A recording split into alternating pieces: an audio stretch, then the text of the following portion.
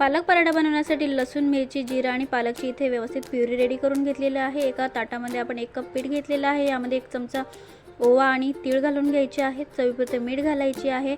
तयार केलेली प्युरी पिठामध्ये घालून आपल्याला व्यवस्थित डो रेडी करून घ्यायचा आहे। डो रेडी झाल्यानंतर 10 मिनिटं रेस्टला ठेवायचं आहे। आणि याचबरोबर जर आपण चॅनलवर नवीन असेल तर प्लीज चॅनलला सबस्क्राईब नक्की करा किंवा पेजला फॉलो नक्की करा जर हा व्हिडिओ आपण इंस्टाग्राम किंवा फेसबुकला बघत असाल।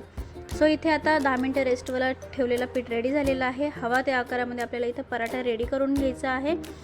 एक छोटीशी पुरी लाटून यावर तेल आणि पीठ घालून घेतलेलं आहे आणि हे व्यवस्थित आपल्याला ट्रायंगल शेपमध्ये रेडी करून घ्यायचं आहे। सो इथे बघा अशा प्रकारे मी ट्रायंगल शेपमध्ये पराठा हा लाटून घेतलेला आहे।